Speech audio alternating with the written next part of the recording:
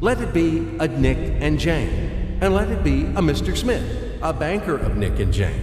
They both keep their money in his bank. That's why we use the title Mr. Smith with respect. Nick really wants to buy, well, let's say Jane's bicycle, but he has no money.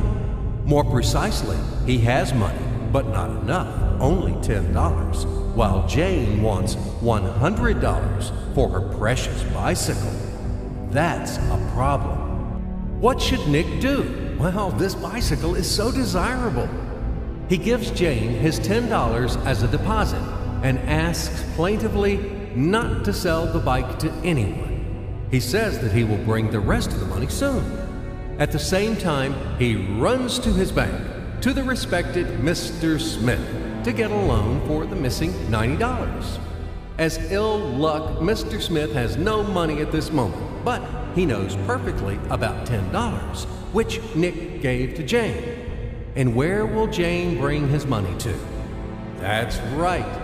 She will put these $10 in her lovely bank to the same Mr. Smith. Therefore, Mr. Smith asks Nick to come back tomorrow in the hope that tomorrow he will get these $10. And everything happens this way. The next day, Jane brings $10 to the bank. The bank provides Nick these $10 on credit. Nick immediately gives them to Jane. She again puts them in a bank. The bank again provides Nick these $10 on credit, etc. As long as Nick the fool will gather enough money for the bicycle. Don't you get confused yet? Be patient, I told you.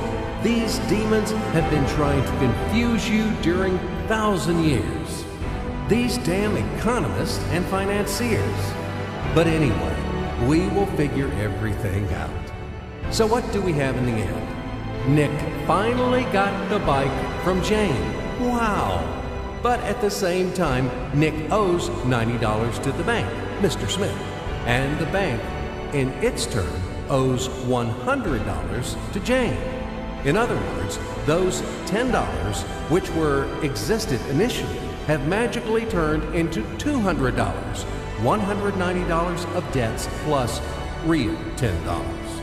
But these $10 would also turn into $1,000, even in a million or a billion, if Nick would make a more expensive purchase. In this case, our $10 would make the increasing number of its cycles, circuits from hands to hands. That's it. So, what happens in today's world? SOS! It appears that banks also make money out of thin air and multiply them. Not only Fed can produce money, but banks either. In short, everybody can do this, except you and me. We are not in the business at this celebration of life. I would like to print or draw some money as well. In fact, these banks multiply money without any control. And we're still wondering why the banker lives better. What are naive fools are we?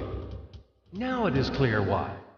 The one who produces the money, of course, lives better. But this is not enough. From this moment, poor Nick will never be able to repay his debts owed to the bank, no matter how hard he would work. Silly Nick doesn't know it yet, that he's in slavery to the bank, in credit bondage forever, because those $90 which he owes to Mr. Smith do not exist in nature at all. Sly Mr. Smith made his money out of nothing.